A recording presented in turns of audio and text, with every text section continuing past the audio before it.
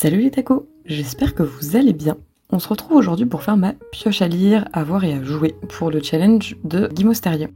J'ai pas fait le challenge depuis 2022 et cette année j'avais bien envie de participer. J'ai un peu plus de titres qui se font bien dans l'automne, mais vous allez voir. En 2 mots, le Pumpkin Autumn Challenge, ça se déroule du 1er septembre au 30 novembre et vous pouvez remporter des titres si vous validez un certain nombre de catégories. Je vous mets le lien de la vidéo et des visuels explicatifs en description si vous voulez aller un peu plus loin. Étant donné que je vais vous présenter une pile à lire, à jouer et à voir, j'ai rempli les 12 catégories. Je suis vraiment pas sûre de pouvoir tout lire, tout voir ou tout jouer, mais je vais faire de mon mieux, même si bon, il y a peut-être Silksong qui sort début septembre, peut-être qu'à partir du 4 septembre j'ai des soirées et des week-ends qui vont être remplis, et je commence aussi peut-être un nouveau travail. Bon, on va voir, on va faire au mieux. Cette année, le thème c'est l'auberge des histoires extraordinaires et c'est d'ailleurs le menu qui m'intéresse le plus. Mais on va commencer par le premier menu qui est Automne frissonnant. Pour la première catégorie qui s'intitule Monster Mash, j'ai choisi Frankenstein de Mary Shelley, qui coche les mots Halloween, créature et classique. Je vous lis le résumé. C'est alors qu'à la lueur blafarde et jaunâtre de la lune qui se frayait un chemin au travers des volets, je vis cet être vil, le misérable monstre que j'avais créé. Il soulevait le rideau du lit et avait les yeux, si on peut les appeler ainsi, fixés sur moi. Ses mâchoires s'ouvrirent et il bredouilla quelques sons inarticulés, tandis qu'un rictus ridait ses joues. Peut-être dit-il quelque chose, mais je ne l'entendis pas. Il tendit une main comme pour me retenir, mais je m'échappai et descendis précipitamment les escaliers. Je me réfugiai dans la cour de la maison que j'habitais. J'y demeurai le reste de la nuit, marchant de long en large dans un état d'agitation extrême, écoutant attentivement, percevant et redoutant le moindre son, comme s'il devait annoncer l'approche de ce cadavre démoniaque auquel j'avais si malheureusement donné la vie. Ça a l'air parfait pour la catégorie et surtout ça fait un bon 6 ans que j'ai essayé de le lire en anglais, que je l'ai abandonné bien entendu, et que j'aimerais du coup le lire en français, donc ce serait bien le moment. Pour la catégorie seriez-vous capable de l'arrêter ? Il y a 3 animés que j'aimerais voir bientôt, qui sont des thrillers, des enquêtes à suspense, et qui sont adaptés soit de manga, soit de light novel. Je vous parle de Kokoku, de la 2e saison de Durarara et de Bakano. Le premier, c'est un thriller familial avec des éléments de surnaturel, et le second et le dernier, ce sont des enquêtes surnaturelles. Donc c'est absolument parfait. Les 3 me donnent très envie, et je sais pas encore lequel je verrai en premier, mais je pense au moins en voir 2 sur les 3 pendant l'automne. Ensuite, le refrain de La Rivière de Rebecca Ross me semble parfait pour la catégorie Ceux qui ignorent qu'il n'existe pas, avec le mot-clé « esprit ». Une magie ancienne circule sur l'île de Cadence. Les êtres surnaturels qui la peuplent enchantent la vie des humains au gré de leur fantaisie, mais leurs intentions réelles deviennent troubles le jour où des petites filles commencent à disparaître. Adaira, l'héritière de l'Est, cherche à tout prix à communiquer avec les esprits afin de découvrir un moyen de sauver ses enfants. Mais une seule personne est capable de les invoquer, Jack Tamerlane. Adaira le connaît depuis l'enfance, mais elle ne lui a pas laissé le meilleur des souvenirs. Jack, quant à lui, est parti sur le continent pour étudier la musique. S'il accepte de revenir à Cadence, il lui faudra renouer avec un passé qu'il pensait avoir laissé derrière lui. Ensemble, ils devront faire face à un mal qui s'étend jusqu'aux plus profondes racines de l'île et trouver sur quel air ils pourront enfin s'accorder. J'ai hâte de découvrir ce titre, en espérant juste qu'il n'y ait pas trop de romance, parce que bon, on se sait, 2 personnages féminins et masculins dans de la YA, ça finit un peu trop souvent en couple.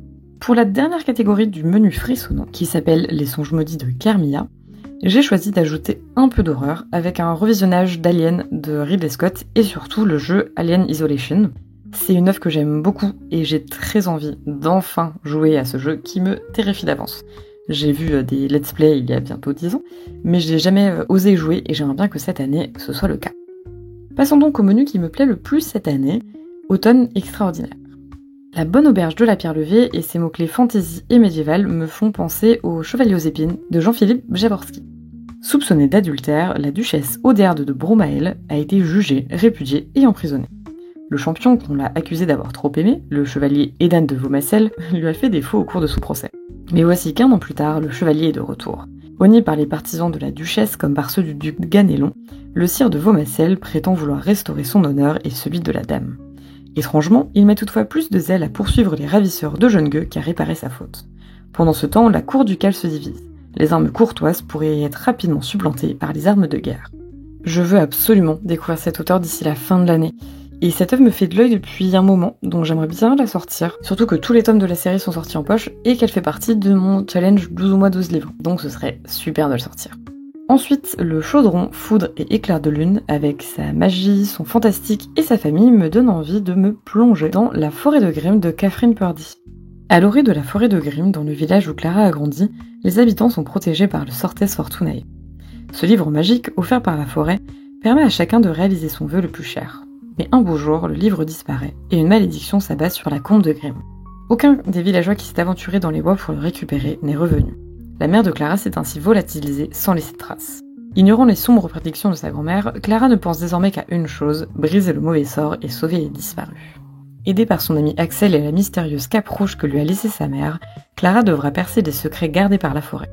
Mais ceux qu'elle espère libérer lui réservent bien des surprises, car dans la forêt de Grimm, il est difficile de discerner les contes des cauchemars. Encore une fois, j'espère juste qu'il n'y aura pas de romance, ou en tout cas pas trop, mais je suis bien intriguée, surtout en cette période automnale qui arrive. Pour la diversité et la singularité du cercle de comté, j'ai choisi L'Envie l'emmêlée de Michael Rock. Alors que l'Europe est le jouet des extrêmes droites, que les États-Unis sont victimes de pandémies et que l'Asie du Sud est affaiblie par les sécheresses, L'Envie a su devenir un modèle international. La mégalopole caribéenne ne cesse de s'élever vers le ciel, démocratie triomphante, vitrine des diversités culturelles, accueillant les migrants de toutes les zones. 9 nouvelles font surgir de nouvelles dimensions à l'Envie, dont certaines mettent en scène des personnages de Termahon. J'avais adoré Termahon, j'ai beaucoup aimé la plume de l'auteur dans d'autres œuvres, et ça fait beaucoup trop de mois que je mets L'Envie l'emmêlée dans mes pales, donc il faut qu'il sorte cet automne. Surtout que je sais que ça va beaucoup me plaire, mais je sais pas, j'arrive pas trop à le sortir, je le procrastine beaucoup, et ce parce que ce sont des nouvelles je pense, et que j'ai plus de mal à motiver du coup. Mais bon, on y croit pour ce challenge, il sort cet automne. Enfin, pour la dernière catégorie du menu, latte, une variation sophistiquée et crémeuse, la couverture de Vita Nostra de Marina et Sergei Djatchenko me fait penser à un café latte saupoudré de chocolat. Je sais pas si c'est bon, mais ça a l'air plutôt appétissant. Notre vie est brève, elle finira bientôt. C'est dans le bourg paumé de Torpa que Sacha entonnera l'hymne des étudiants à l'Institut des technologies spéciales. Pour y apprendre quoi ? Allez savoir. Dans quel but et en vue de quelle carrière ? Mystère encore. Il faut dire que son inscription ne relève pas exactement d'un choix, on la lui a imposée. Comment s'étonner dès lors que l'apparente absurdité de l'enseignement, de l'arbitraire despotisme des professeurs et de l'inquiétante bizarrerie des étudiants. Ce premier tome est dans ma pile à lire depuis bientôt 1 an, et il m'intéresse énormément, d'autant plus qu'il est aussi dans ma liste des 12 mois 12 livres, donc je n'ai pas d'excuse pour le sortir, et en plus de ça ressemble beaucoup à la Dark Academia, et pour l'instant j'ai pas eu beaucoup de bonnes expériences, donc j'aimerais bien voir si celui-ci fonctionne, et si c'est le cas ce serait super. Passons au dernier menu de ce challenge, Automne rayonnant. C'est celui avec lequel j'ai eu le plus de mal, puisque, bon, les lectrices d'imaginaire le comprendront peut-être, il y a peu d'imaginaire solaire dans nos pioches, je trouve. Mais j'ai quand même réussi à remplir les 4 catégories. À commencer par Je ne couperai pas mes cheveux, je ne parlerai pas moins fort, pour laquelle je souhaite jouer à Hellblade, Senua's Sacrifice. On est parfaitement dans le thème, mythologie nordique, chasseresse, féminisme, puisqu'on suit quand même une femme guerrière qui tente d'aller à Helheim, le monde des morts, pour y sauver l'âme de son amour. L'univers m'inspire bien, le personnage principal me plaît beaucoup, et je pense que le gameplay va être pas trop mal, donc à voir, mais j'ai hâte de le faire celui-ci. Ensuite pour la catégorie ma meilleure ennemie, je ne joue pas à League of Legends, donc il me fallait trouver autre chose, et les mots hiérarchie, inégalité, résistance, rebelle et steampunk m'ont fait penser à L'Empire s'effondre de Sébastien Coville que j'ai très envie de sortir de ma pelle. Rien ne va plus à 7. Les castes inférieures, tiraillées par la faim et excédées par le mépris croissant de la noblesse, rêvent de révolte. Les puissants, eux, ne s'entendent plus. Il suffirait d'une étincelle pour que la capitale s'embrase. Lorsqu'un attentat ensanglante la très attendue cérémonie du millénaire de Seth, c'est tout l'Empire qui vacille sur ses fondations. Alors qu'Alfred de Bergwall, ingénieur de génie et créateur des plus beaux engins à vapeur de son temps, est accusé à tort de ce funeste crime, les différentes puissances déclenchent leurs offensives. Car si l'Empire s'effondre, la guerre, elle, ne fait que commencer, et elle sera totale. Je veux absolument lire ce titre, qui m'intrigue depuis beaucoup trop longtemps, donc j'espère le sortir cet automne. Les 2 catégories suivantes ont donc été les plus difficiles à remplir pour moi, du fait des mots-clés assez positifs. J'ai néanmoins un peu triché pour caser La mort immortelle de Liu Cixin dans la catégorie « Pour nous qui avons besoin de souffler », en jouant sur les mots-clés « espoir et paix ». C'est le 3e tome de la trilogie du problème à 3 corps. Je suis pas vraiment motivée pour le lire parce que le 2e tome m'a pas vraiment plu, si ce n'est pas du tout. Donc, je le laisse de côté depuis presque 1 an et j'ai pas du tout envie d'y retourner. Je vais le tenter. Je pense que ça va être un abandon, mais je vais quand même le tenter. Et comme ça, il sortira en fin de ma pile à lire. Et je terminerai une série, ce qui est plutôt pas mal. Et enfin, j'en parlais en début de vidéo, le jeu que j'attends depuis près de 5 ans va sortir, donc fallait que je le mette dans un menu. Pour les mots aventurière, changement, puisque c'est pas le même personnage, et même animaux, je parle bien entendu de Silksong, de la Team Cherry. Pour la catégorie, restez tout le temps avec Brindille. Je sais que je vous embête déjà trop avec, mais c'est que le début, désolé, parce que ma hype est si haute que je vais vous inonder de contenu, sans vous spoiler, bien entendu. Je déteste qu'on spoil sur les jeux, y a pas de souci. Mais préparez-vous à avoir beaucoup de stories sur le jeu. Bref, voilà donc pour tout mon programme pour le challenge. J'aurai certainement pas le temps de tout faire, mais si jamais j'ai aussi un titre qui m'intéresserait à sortir cet automne, j'ai plein d'autres jeux, et j'ai quelques films, si j'ai envie de diversifier un petit peu mes consommations culturelles. J'avais noté À l'ombre des nervures de Timothée Ray et illustré par Patrick Larme. Il n'y a pas trop de catégories pour celui-ci, c'est pour ça que je le mets à côté. Je vous en parlais dans ma vidéo book haul d'ailleurs, c'est une aventure loufoque et déjantée, qui est une course contre la montre dans une basilique aux dimensions cyclopéennes pour la fécondation d'un œuf divin. Ça a l'air très barré, très cool. Et en jeu, si on ressort et le thé et les plaids, je vais avoir envie de me replonger dans Pyre, bien entendu, dans Pentiment, que j'ai très envie de terminer cette année, et dans Lies of P, que j'ai très envie aussi de terminer. Ces 3 jeux avec des ambiances totalement différentes, avec beaucoup de réflexion et de réflexes musculaires, mais les 3 me donnent très envie et je sais que c'est typiquement la bonne période de l'automne pour les sortir. Donc, ce serait bien. Et en film, la seule période de l'année où je m'autorise de regarder des films d'horreur et donc de ne pas dormir, c'est l'automne et Halloween.